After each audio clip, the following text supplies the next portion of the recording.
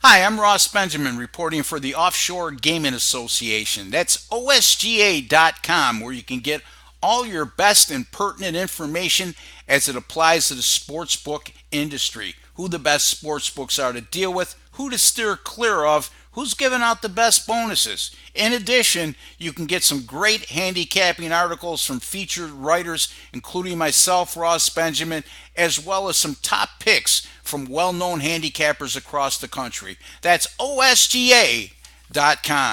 I'm going to touch upon three NFL totals on Sunday's card.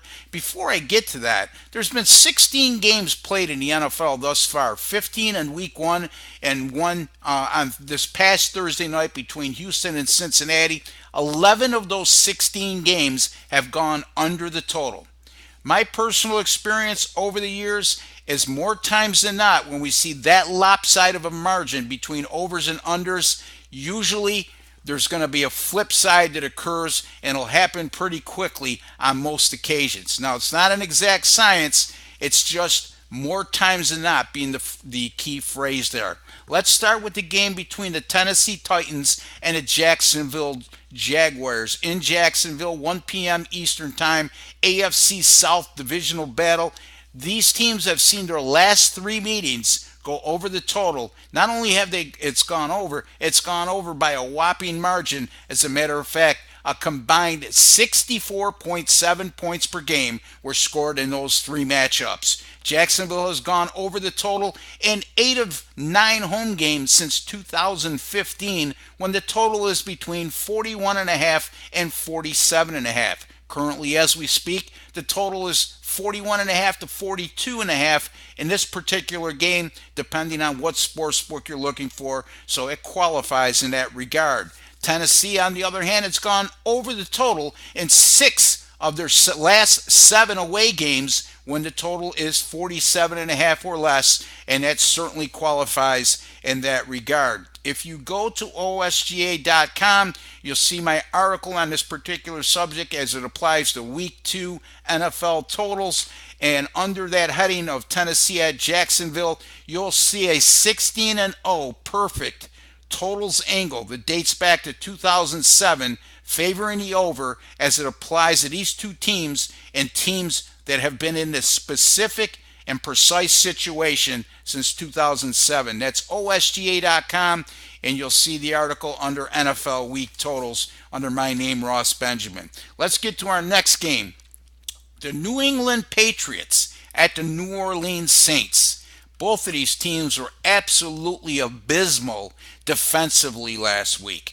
New England allowed Kansas City to rack up 536 yards of total offense and 42 points in their 15-point loss at the hands of Kansas City at home on a Thursday night in front of a national television audience. And that's the annual Thursday night game that the Super Bowl defending champion gets to host on the opening week. And boy, was the Patriots embarrassed in that contest. Not only were they torched defensively, they allowed Alex Smith, who had been a mediocre at best quarterback over his career, to throw 368 yards and 4 touchdowns in that contest, as well as permitting rookie running back Kareem Hunt, a third-round choice out of Toledo, to run for 148 yards on just 17 carries, 8.7 yards per attempt. Just a terrible outing for the New England defense, and they had very little, if any, pass rush throughout that entire game. New Orleans, on the other hand, allowed Minnesota 470 yards of total offense in their 29-19 loss at Minnesota this past Monday night. Sam Bradford was able to throw for 346 yards and 3 touchdowns. And no disrespect to Bradford, but he's not Tom Brady, who New Orleans is going to be facing this week. And God bless the New Orleans defense, because when Tom Brady comes off a terrible game, watch out. And boy, oh boy, this sets up as a very entertaining, wide open offensive affair. There's a reason why this total is so high, and it's 56. And I'm not going to hesitate to go over the total in a specific situation. Here's a real simple to direct to the point NFL totals betting angle.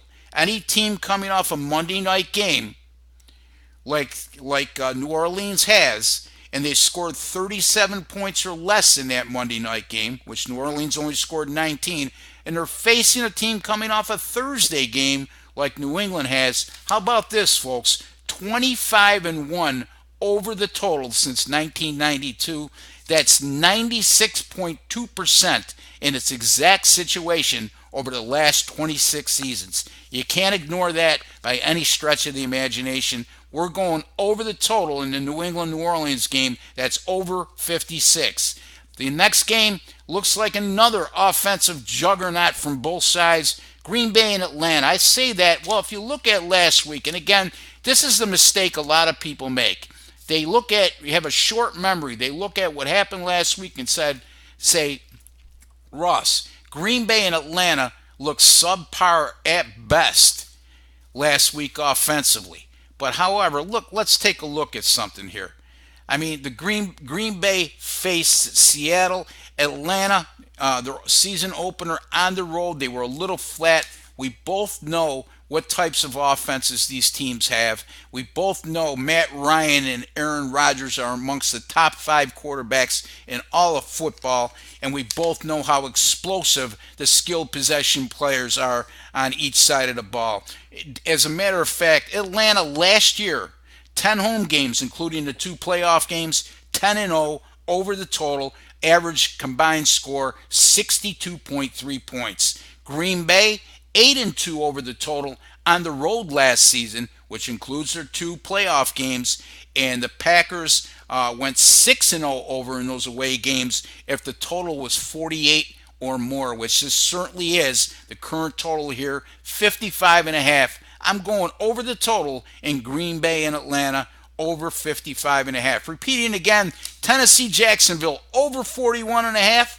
New England, New Orleans, over 56. Green Bay and Atlanta, over 55.5. Light up the scoreboard, folks, and go over the total in all 3 games. Until the next time, good luck with all your picks, and I'll speak to you soon.